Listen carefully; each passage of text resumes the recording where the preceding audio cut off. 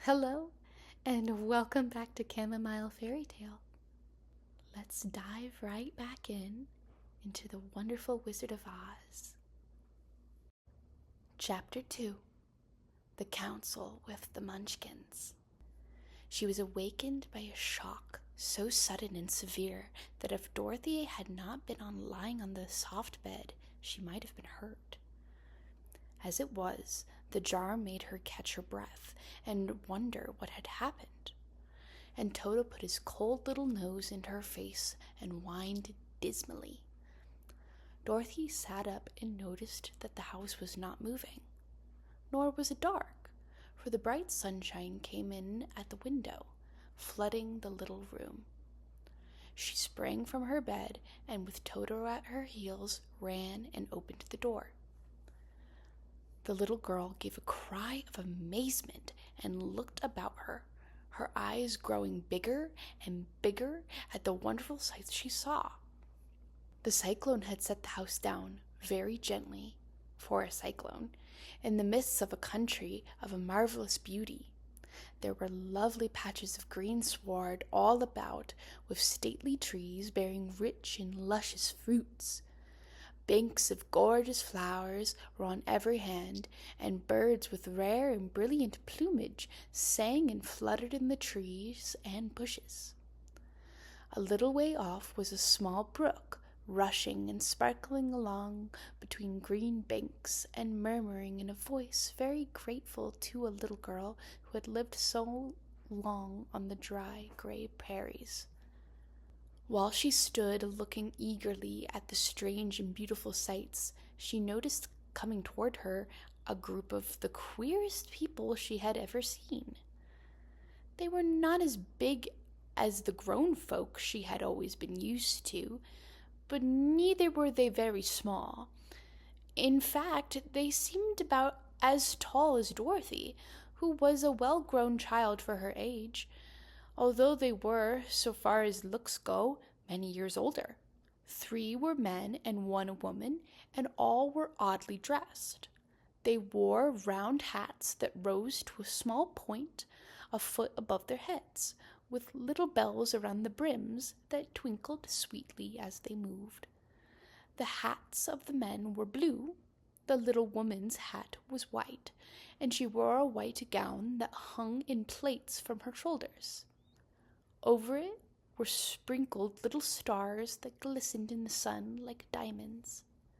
The men were dressed in blue of the same shade as their hats and wore well-polished boots with a deep roll of blue at the tops. The men, Dorothy thought, were about as old as Uncle Henry, for 2 of them had beards, but the little woman was doubtless much older. Her face was covered with wrinkles, her hair was nearly white, and she walked rather stiffly. When these people drew near the house where Dorothy was standing in the doorway, they paused and whispered amongst themselves as if afraid to come farther. But the little old woman walked up to Dorothy, made a low bow, and said in a sweet voice, "You are welcome, most noble sorceress, to the land of the Munchkins. We are so grateful to you for having killed the wicked witch of the East and for setting our people free from bondage." Dorothy listened to this speech with wonder.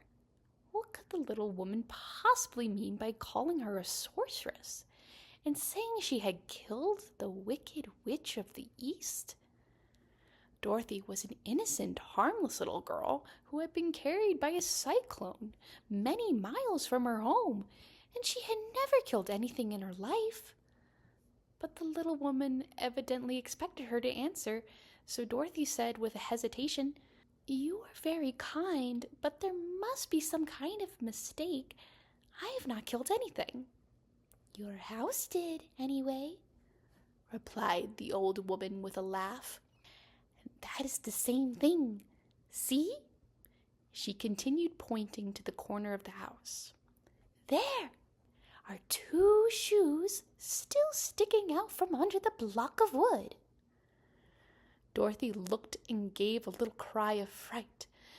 There indeed, just under the corner of the great beam of the house rested on, 2 feet were sticking out, shod in silver shoes with pointed toes. "Oh dear, oh dear!" cried Dorothy, clasping her hands together in dismay. "The house must have fallen on her. Whatever shall we do?" "There is nothing to be done," said the little old woman calmly. "But who was she?" asked Dorothy. "She was the Wicked Witch of the East, as I said," answered the little woman. "She has held all the Munchkins in bondage for many years, making them slave for her night and day. Now they all set free, and grateful to you for the favor." "Who are the Munchkins?" inquired Dorothy. "They are the people who live in this land of the East, where the Wicked Witch ruled." "Are you a Munchkin?" asked Dorothy.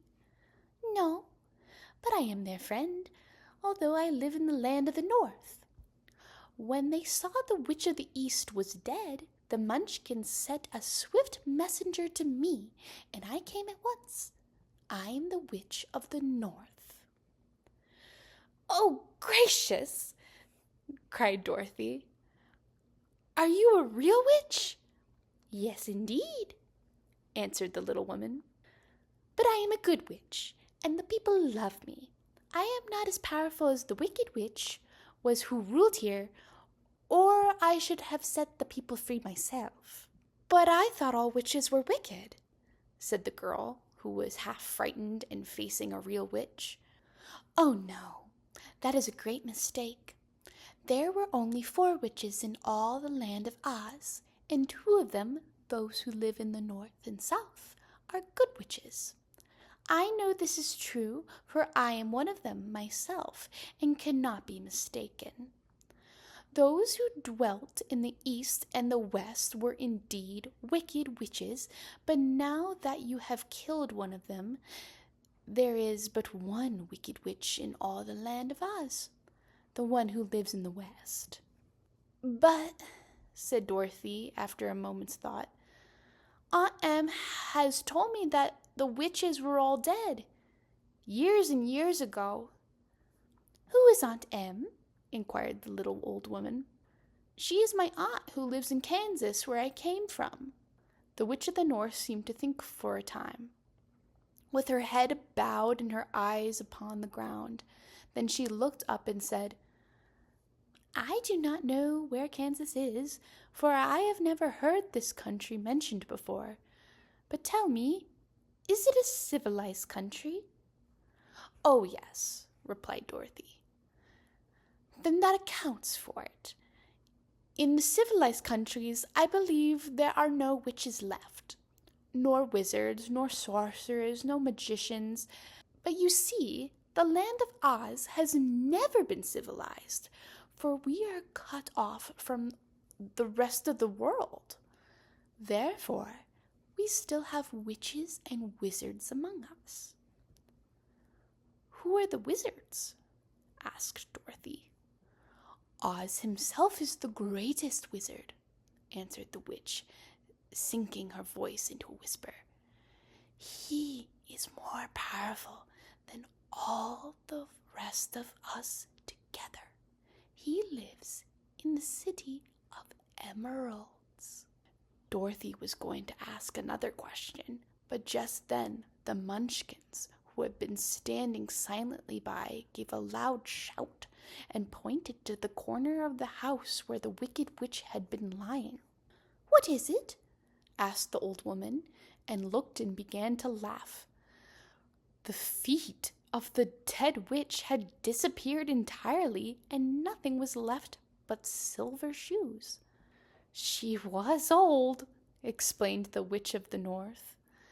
"That she dried up quickly in the sun. That is the end of her.